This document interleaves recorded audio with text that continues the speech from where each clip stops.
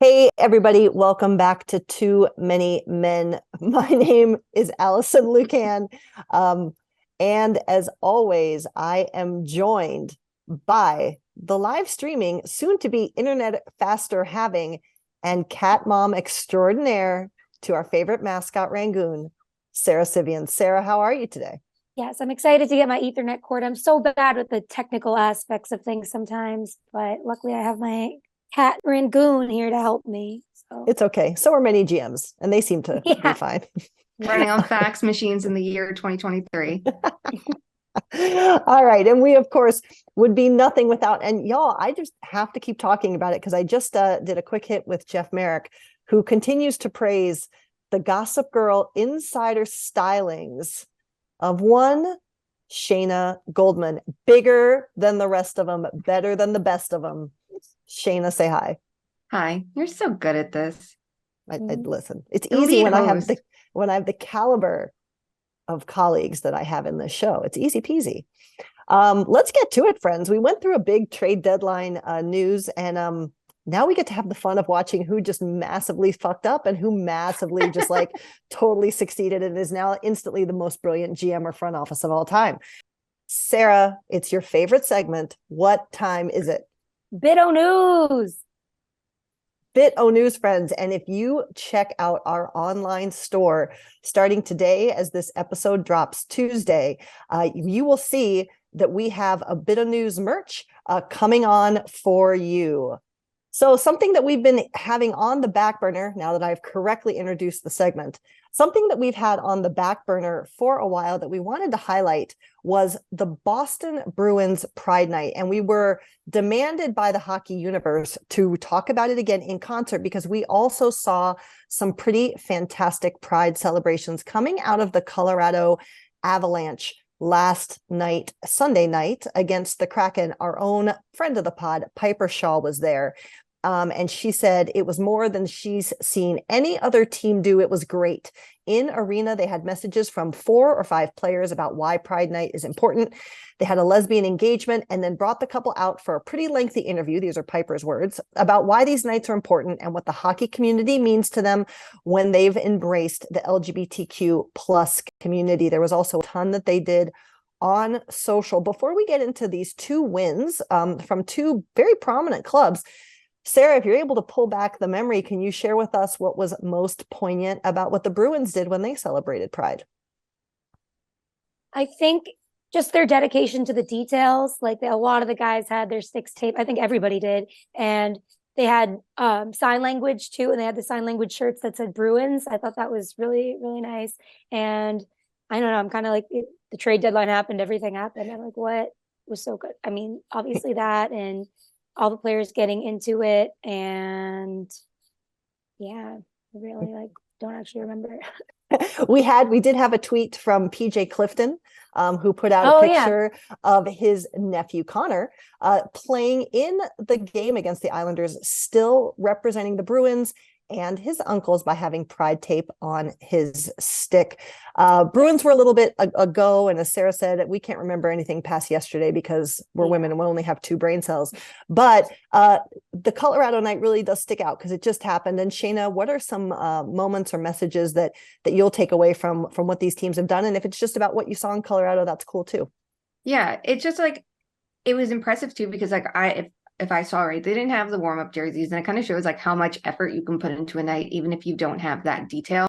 It was things like the commentators were enthusiastic about it and wearing, Pride merch and like they had rainbows, like in their outfit details, which was a cute little detail, like a rainbow tie. It's something that I think brightens up a broadcast. It was on the scorebug, the locker room tags, every player's name. It was all done in Pride. They talked to players about why Pride was important. It just felt like through all the small details, it really adds up. And I think that takes a lot of effort than even, simply saying, hey, wear the jerseys, which is a good option. But I think that there's ways to get around this creatively that you can still show that you give a shit. And it really did feel like the Avalanche did from top to bottom. And I think we can also shout out the Ducks too. I think they did a really good job last Friday. So it's not hard to do the right thing. It's not hard to put an ounce of thought into this. And there's all different ways to have a Pride night in the NHL that if you take the time to plan it, which it feels like the Avalanche did, like, it's going to make the sport a lot better. 100%, 100%. We also in Biddo News, because we were so consumed with trades, didn't spend adequate time on a couple big signings that went down in the past week.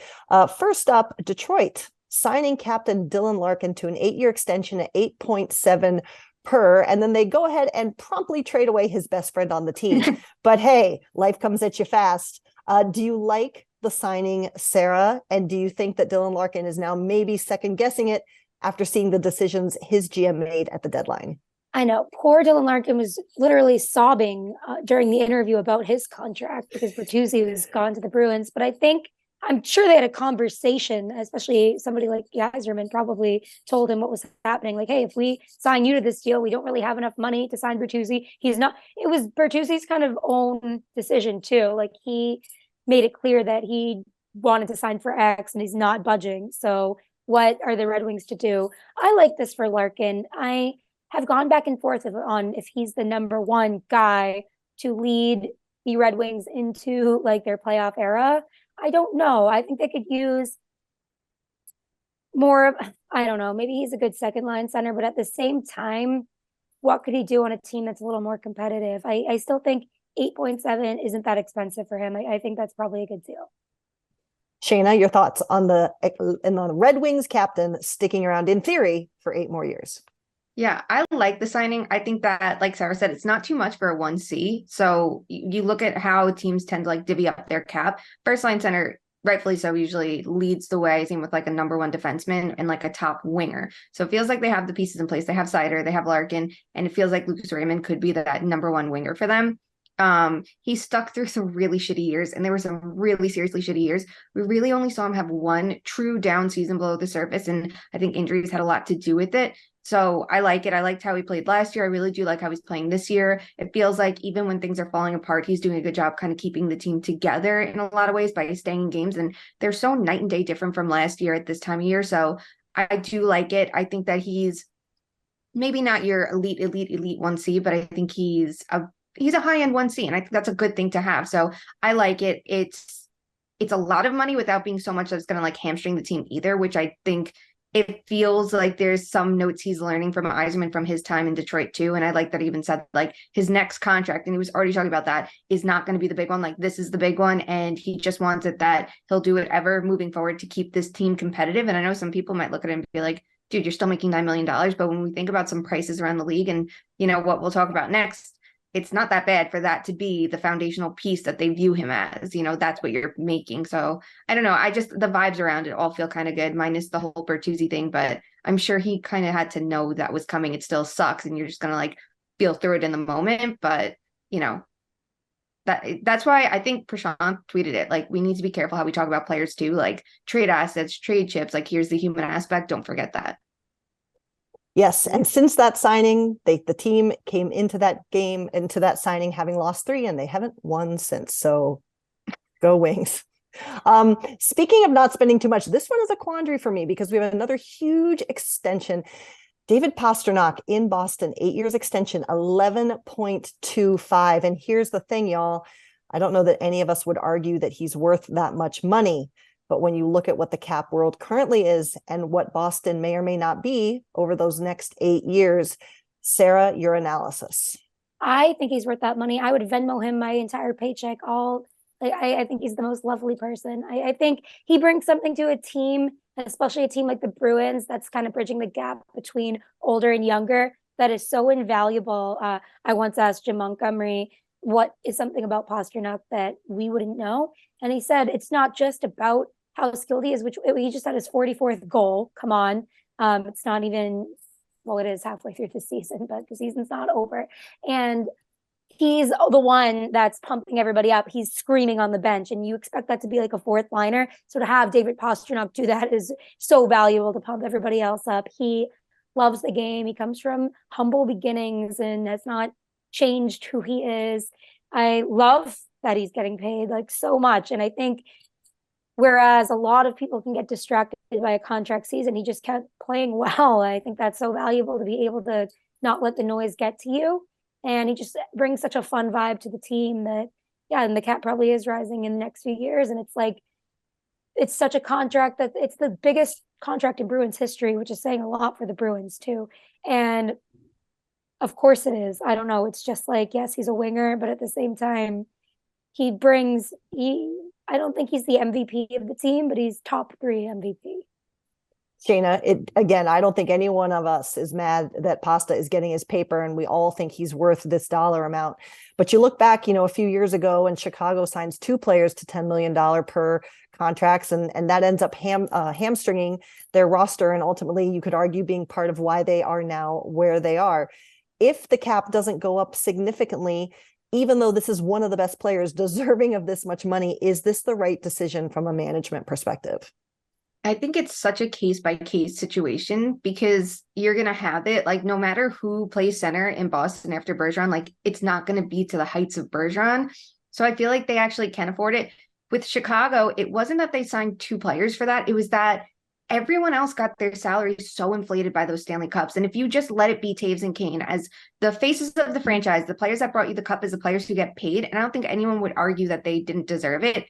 It's the Keiths, the Seabrooks, everybody else's. The Dave Bolin got a huge contract. Like these players that are getting these giant paychecks just for winning. And we're going to see this with Tampa too. No one would argue that Kucherov and Vasilevsky and Stamkos shouldn't be the highest paid players on the team and Hedman. But when you get into Chernek's contract, that's going to be a problem. You could say, sure, you could go forward with Sergachev, but like the other players around it can't be the ones making that kind of money. So if Boston moves forward and says, Pastrnak is our all-star up front, period. This is what he's getting paid. And here's McAvoy, our all-star on the back end. We have that figured out. This is what they're getting paid. I think they can build their strategy around it, but you have to be so careful. Like if you're going to choose to pay your stars, which you should do, a team like our favorite, the Maple Leafs, has done that as well. You need to be so cost effective around that, and you have to be really creative. And this is where it comes in, that importance of drafting and developing players too, because when you want to compete, it's so important to have that balance of huge contracts, and the cheapest talent you can get are entry-level deals for 2 to 3 years with every player you sign. If Boston could get a little bit craftier with that, or start finding players outside the draft that they can get on minimum contracts and truly develop them, that's the balance that like will keep this afloat. Excellent. So if you get to be a good player, but not the good player, you're out. You will not get paid for winning. That's the lesson we got here? You get paid elsewhere. You're going to be the Blake Coleman that gets handed a paycheck to go elsewhere, instead of the Flames looking for the next Blake Coleman. They're just going to say, here's a 5-year contract. Like everyone will get their pay somewhere. But if you're the Stanley Cup winning team and you want to stay that way, you have to be smarter. You have to be creative, and you have to find good players instead of letting them, like Tampa will say, you let Verhaeghe walk, you let Marchessault walk, you let those players that could have been those like complimentary pieces walk when they should have been your cheap finds because you couldn't figure out your cap math. Well, speaking of some of the examples Shayna just gave, folks, we have some news that is significant enough that I have created a brand new segment for our show today. We're going all in. Our segment is called, How Does This Affect the Leafs? I love it. Friends, in the most Leafs thing ever, in their last game against, hold on, I just blanked, Vancouver. This weekend, Ryan O'Reilly blocks an Austin Matthews shot with his hand. And now today is Monday as we record. The news is coming out of the front office that arguably the biggest deadline acquisition for the Leafs, Ryan O'Reilly, has a broken finger and is out indefinitely and on LTIR. LOL, LTIR, right? I mean, Sara, what is there to say? Yeah, this is the most Leafs 4 thing. letters you never want to hear. It just sucks because that he was playing so well. They were all doing so good, and I was happy that Dubas took a chance and everything. But then it's like, of course, something happens. Oh, hopefully he's back for the playoffs. I mean, that just sucks. You think he won't be back for the playoffs? I mean, it's a broken finger. It's not like he broke his leg. Sara, you are so legitimately concerned. I love it. Thank you. I know. I mean, I care. It stinks. Shayna, do you have more heartlessness to bring to this conversation? Of course I do. I always do. Okay, let's go. First of all, this injury, I was supposed to write, I had a story today on Ryan O'Reilly in Toronto that now is punted and got expanded. So I'm glad we found the injury news when we did, because if I had to fucking write that and run it for it to die in an hour, I would have lost my damn mind, because I did not want to do shit yesterday. So I'm very glad that I got to do nothing yesterday. Thank you, Ryan, for breaking your finger for me. So it's good that they have players like Lafferty and Achari that they brought into the fold. They have a lot of players who can play center. The part that I think is going to be really tough for Toronto, and this is what my story is now about, so go read it on Wednesday. Because as we say, if you like writers, support them, and you better like my writing, or you better not listen to our fucking podcast. Is that this was their chance, I think, to see him outside the second line. They've played him with Nylander. They've played him with Marner, with Tavares. They've like shaken it up a little bit with him playing center on the second line, but he was on the third line this game. I think it was the first game he was, and it was a good chance to kind of figure out, okay, we see how we put you in a position to succeed here, and now you got to adjust to our systems, and now we're going to put you on your own to drive your own line, see how you do, which I think was really important for Toronto to figure out, like, how different is he outside of St. Louis? Was it the systems that made him look bad defensively this year and things like that? And they lost that chance. So that's tough. I think they'll be fine enough that they can figure it out in the playoffs. And he's a smart enough player. And I'm sure he's going to spend his time just watching the team and learning them so he can jump right back in. So, that works. And they're kind of locked into their playoff spot. But it's unfortunate nonetheless, because I really wanted to see how he was going to click in different positions there. Like, I really was curious about it. And this is about me now and not about the Maple Leafs. But I'm sure the Maple Leafs have a similar sentiment to me right now. Well, switching gears then there off of the end of our Biddo News, go buy your merch. The part of the big reason why people kept talking about Toronto needing to gear up was because it's been factored to be most likely that they were going to face the team that usually is the juggernaut of the postseason, and that is the Tampa Bay Lightning. However, if we look at the Lightning these past two games, not only have they lost, but 2 games ago, their head coach, John Cooper, benches basically their entire top line, saying that they weren't contributing. And then in a game that I think all 3 of us watched on Sunday, they just got annihilated by the Carolina Hurricanes, who, Sara, keep me honest, it was my understanding Carolina had not beaten the Lightning in quite some time. Is that true, or am I making that up? Yeah, I have no idea. All I know is that the Canes beat the Lightning 6-0, and the Lightning were held to 0 shots on goal in the second period. And that is literally the only time that's happened this season. And I don't know how much it even happened last season, but that was horrible. When your coach benches your 3 stars and then you respond with that, something is wrong, and like something is deeply wrong. Like, that was just horrible. Especially the Canes aren't great in day games. I don't know, not that has that much bearing on anything, but it was just, and now the Lightning have lost like 8 of their last 10, and it's just been really bad for them. So I'm just wondering what's going on there. And Shayna, not only is it bad for all the reasons that Sara mentioned, a friend of the pod, Corey Schneider, who runs the All 3 Zones website, which you should definitely be subscribed to and supporting for his tremendous work, estimated yesterday that in that second period that Tampa Bay had probably only been in their offensive zone for about 45 seconds. And I looked it up and it was 47 seconds of possession time in the offensive zone for Tampa Bay. In addition to all these bads, they also lose big-time player Victor Hedman, who took what I thought was an innocuous hit, but then slams into the boards and was very, very, very hurt with his back. And again, when it's not necessarily been the hit, but the secondary impact that seems to be the problem, that's very concerning to me. He came back to the bench, but then left again, did not play the remainder of the game. Where are the Tampa Bay Lightning right now in your estimation? And can they come back and still make a push in the postseason? I think they can come back. I think this is a team that if you're going to have your problems, like, have it out now. Don't have it late in April. Don't have it when round 1 starts. Figure out your shit now and figure out your options.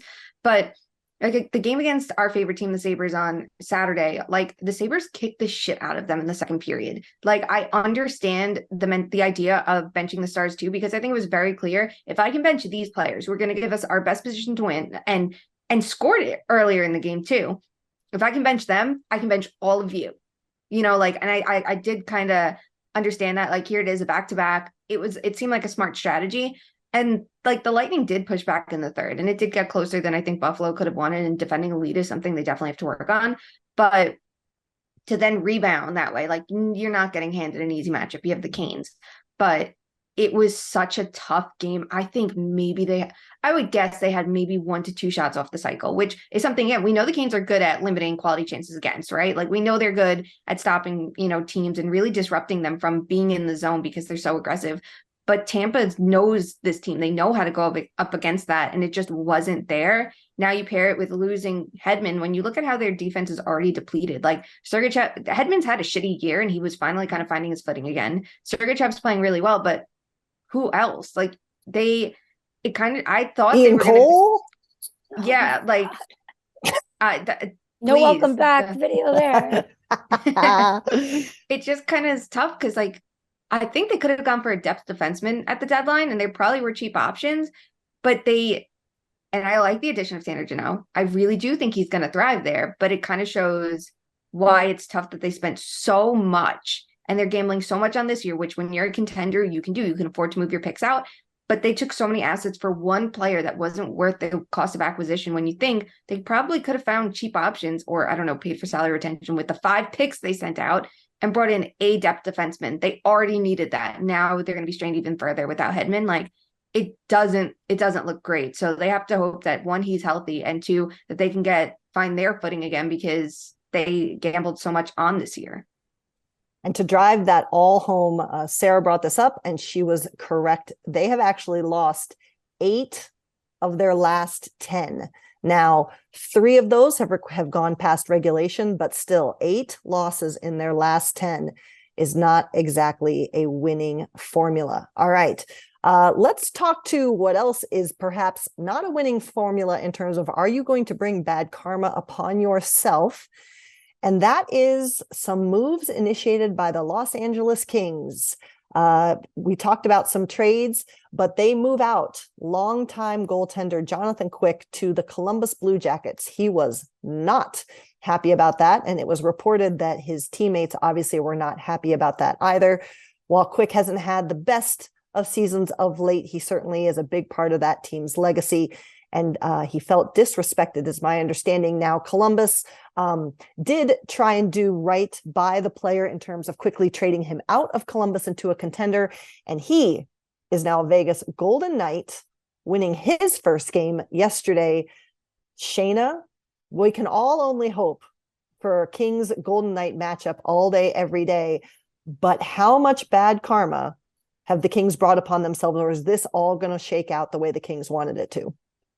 It's bad when you just made the Golden Knights be the good guy, when everybody knows that's not the case. And here's the thing. The Kings at this point didn't know Jonathan Quick shit. He has been bad for 4 to 5. I think last year was the only year out of his last 5 years that he's been actually good. He was horrible before that. And even last year, he had a streak where he was incredible. He lost the starter's net, and then he got it back because his goalie partner was that bad. So this year, it hasn't been good at all. And I get that. But when you're this close to finishing out a contract of that magnitude, it looks bad. If they moved him 2 years ago, 3 years ago, I would have been like, you know what? His play's been bad. Just the less time he's there, the less legacy, I guess you could say, he has, right? Like, sure, he won the 2 cups, but you could, say a hockey decision, blah, blah, blah. At this point, like, everyone expected it to be like a courtesy thing. And they probably wouldn't have moved him if they could have moved out another goaltending contract that's like rotting away in the AHL that they signed that hasn't worked out well.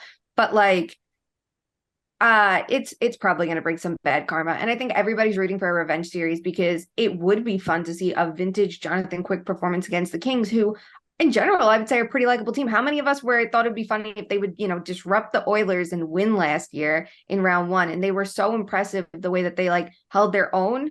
But now if they go up against Vegas, I want 7 games. I want drama. I want it to be like, do you remember the Sharks Golden Knights series where everything turned around when Pavelski got hit high? Yep. And it was like, was it penalty? Was it not? I need like drama to those levels. I need it to be the most spiteful series in the world. But like, I don't even know if Jonathan Quick will be starting in that, because like Aiden Hill has been really good lately, and you still have Logan Thompson. But for the vibes, I'm rooting for it. Let's see what happens, right? Sara, what is your vibe check on Jonathan Quick, the Vegas Golden Knights, and the Kings? And why can't we get Alan Walsh to be Jonathan Quick's agent immediately? I know. We need the image. We need the sword through him. Someone's going to have to Photoshop that. But for the sword getting taken out, like, what was it? King Arthur? Like, yes. The karma is better. But Yeah, I mean, it's a business and the Kings are good and they have to do what they have to do. But at the same time, there's a way to do this with a player that has been such a cornerstone to your franchise and that has been through so many shitty years. And that was clearly not it. Like, it takes a lot for these hockey guys to go on the record being upset and wanting people. It's not that it was suddenly leaked that he was upset. It's like there takes some thought to go into that. So he wanted people to know. And I mean, now it was on a good team, and I think it's probably a good situation where he doesn't have to be number one, but he has that experience and like can like on animals or animaling. But yeah, I think it's a good landing spot for him at the end of the day. Alison, can I ask you? I don't know. May I ask you a question? Yes. Okay. Can I ask you a question? Corpusalo. In a crowded room. What? Yes. What was that? I don't even. What? Her name Taylor is Swift. Taylor Swift. Of course it is. Anyway, everyone's like super hot on Corpusalo because he's had a good year, and he has had a really good year, but I'm skeptical about him because it's one good year compared to some really shitty years. You know the Blue Jackets so well. I mean, they just hosted an Alison Bowl for you the other day where you were the star of the night. Do you think that this is who he is now, or are you kind of like, eh? Yeah, I don't know. I haven't actually watched him play as much this season, and he did not play in either of the games that the Kraken played against the Blue Jackets. It's hard for me because Joonas Korpisalo is one of the best people out there that you'll find in the sport. I don't know if you guys saw the picture, but I guess they were doing I don't know what the origin of the event was, but they had, little kids match up with the starting lineup in his first game. And they had brought out 6 little kids for the ceremonial anthem and everything. And the 6th little one was standing on the blue line by himself, and Corpy came out of the net instead of like standing in the net like goaltenders usually do for the anthem, and came and stood next to the little person. Oh, that's adorable. I know, but I don't know. I think he has been playing better, because if you're playing even remotely well behind that Columbus defense this year, you should get a gold medal. But I worry too, because and I believe that one of the Kings coaches was talking about this also, is that it's so hard for a goaltender to adjust to a new defense and where to place pucks and all of that stuff. So I'm nervous. I hope he can do well, though. I hope he can do well. All right, let's wrap up with team trends here. And I think we have one team that might be on the rise and one team that might be on the down. Sara, which one do you want to talk about first? The team going up or the team going down? Team going down. Ooh, interesting. You, as a prize, have picked the Calgary Flames. This is a team that lost so many superstars this past offseason, thought they were rebuilding and had a lot of faith actually coming from a lot of the pundits, but they have lost 6 of their last 7, their last win coming on February 22nd. And they look to be just done. What is our faith in the Calgary Flames? Are they burning down? Yes, they're going up in flames. Hey! Yeah, they're just not moving the needle. What were their trade deadline moves? Like nothing really, right? Let's look. They got Dryden Hunt from the Leafs. Game changer. And they traded Richie Brother for Richie Brother. Yeah. Yes. If you're trying to be and Troy Stetcher. They got Troy Stetcher. Okay, there you go. It's like, okay, at the last second, they got Troy Stetcher. What is the vibe? Like, what? I don't know if they improved everything they needed to improve on. I don't know how much they could have done, because I think there seems to just be a discrepancy between the front office, coaching, whatever. No, nobody's on the same page about if they want to go for a cup this year or not. Shayna, a lot has been said, obviously, about Markstrom in net. And obviously, if you don't have good goaltending, it's hard to get winning results. But if you saw some footage of this Flames team on the bench at the end of their last game, I believe against Minnesota, I mean, it just looks like the towel has been thrown. Are they done? Yeah, they are burnt out this year. So goaltending there is interesting because you're talking about a team that has a lot of defensive structure and some really good defensive forwards too. But he's not getting, neither goaltender is getting the goal support. Their offensive generation, like they're so to the outside. They're not getting to the quality areas. And it felt like they finally had like this balance of 3 good lines. And even that is now broken apart. So I go through before the deadline every year, and then again during the playoffs, the contender checklist. And I like to see the 10 elements and how they line up. And with Calgary, the projections were all spot on. One of the best rosters around. There's a reason we all thought it would work. And sometimes when you change the team so much, like some styles just don't mesh. That can happen, right? Like a superstar doesn't necessarily click with the team, or you messed up with the chemistry that was good way too much. Here, the fact that you see like all the individual numbers for the most part, except for guys like Blake Coleman and Backlund, and those are the players thriving, like they're all down from where they should be. It doesn't look like the ingredients are wrong in Calgary. It looks like the person putting them together is wrong. And for me, it's all about the coaching. I think the vibes feel so, and again, I'm not in Calgary. I'm not in the locker room. I don't know. But it does feel like Flames forward, Shayna Goldman. Yeah, that's me. That's actually me. Except I'm refusing to play because I don't respect Daryl Sutter. And I think like we talked about the Peltier thing, I think on the podcast, like, you know, when he debuted, like the dickish moves of just like not even acknowledging him. But it does like it's not a one-off. And even if he has moments where he's a good coach and we've seen him maximize rosters before, and look at last year. First of all, defensive coaches can burn their time out. Absolutely, because you lose offense too much. Second of all, when you have the attitude that he has, and it looks like the vibes are so off, like who's motivating these players on the bench? Who is stepping up? And yes, it's on the players as well, but this is a good team. It just feels like, nope, not working out. All right. So the Flames are extinguished, we feel. There we go. Hey, but there is a team that may actually be making a case and make one of those rare late pushes to surge back into the playoffs. And that, my friends, is the Ottawa Senators. It's funny, we talked about Detroit basically showing their colors and then saying to their GM that maybe they just weren't ready yet. And then comes the beginning of the sell. Well, interestingly, it was a 2-game series between the Red Wings and the Senators that seemed to change both teams' fortunes going into this deadline and beyond. The Senators are currently on a 5-game win streak.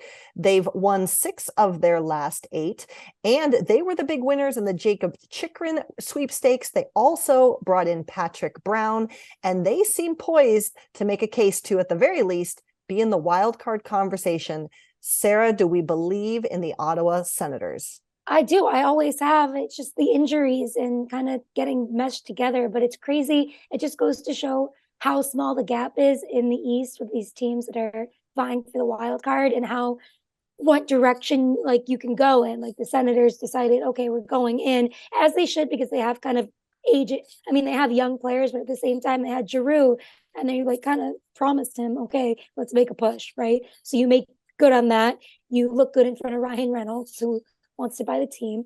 And then you have the Red Wings, who are more established in having a trajectory of where we have a plan, right? There's a vibe, and they decided to go the other direction, where they're like, listen, this isn't our year. This doesn't have to be our year. We're going to sell some people and figure some shit out. So I kind of like it for both teams. Shayna, are you here for the Ottawa Senators? Do they play more than 82 games this year? Yeah, I kind of hope they do. I think it's fun. I think we look at the Senators and like we were also impressed with how they built up their forward group and the additions they made. You add in DeBrincat, you add in Giroux, you have another year of Tim Stützle, and you get that big extension in and Josh Norris. And then, you know, they didn't do enough on their back end. And I think it's a systematic problem. And I think it was a personnel problem. And you can have some questions about their goaltending. So then they have the Josh Norris injury. He comes back. He gets hurt again. Like it just felt like maybe it's not their year. You have the Forsberg injury. Maybe it's not their year. And then all of a sudden something just clicked. Like at 5-on-5 this year, this team has been so high in shot generation and expected goal generation, but they haven't had the finishing. And then all of a sudden, like the last 10 games, you see it finally click. And sometimes that's how it goes, right? Like when a team tends to generate shots and do a good job of it, the results will come if they can keep it up. And it feels like, you know, their offense is even better than it was. And now they're getting the results. The defense, you know, has straightened out a lot. So it feels like everything's trending up. And then the goaltending's been a lot more steady behind that, because that was an issue too. So it feels like it's coming together. And then you add in Chychrun, you add in the general manager saying, I want to reward my players. That has to have a good vibe. And, you know, it doesn't surprise me that it's not long after some leave the front office. Like, I don't know, Pierre Maguire, who we all questioned why he was there, things start trending up. It's like a good omen. And I wonder how much that influences decision-making there. But like, I don't know how big or small of a role he played, honestly, but the vibes alone. But like, it seems like Pierre Dorian has really, the last year, picked it up in the team building department. And you see it with DeBrincat, with Giroux, with Chychrun, and he's picking out players like DeBrincat and like Chychrun who are so good that you can't often get these players via trade or on the free agent market. And he played it really smart. And now it's, let's reward them. I told Claude we make a move. Like, come on, you have to feel for that. Exactly. It's just all coming together at the right time. And even if they fall short of the playoffs, which could happen, would anyone be surprised if they're a point or two out of it and they just fall short at this point? Like, the early season's kind of burning them, but it's good progress for next year. If you can build off that and pick up where you left off, and now you'll have Norris in the fold instead. And, Pinto has another year of experience. You're in really good shape. So there's a lot to like there. And Excellent. during this recording, Claude Giroux was named the second star of the week for the NHL. He has 3 goals, 6 assists, and 9 points, and a +7 rating in 4 games. So maybe he's just revving up. Wouldn't that be a delight? I'd be here for that narrative. That narrative I could be here for. Excellent. All right. Well, we're going to keep watching the games and the spreadsheets. We're going to keep making sure we come in with takes on which teams did that deadline right, which teams did that deadline wrong. But in the meantime, we end every episode with our favorite game, and that is Fuck, Marry, Kill. And today we are Fuck, Marry, Killing 3 hockey narratives. Sara, you are up first. Are you ready? Here we go.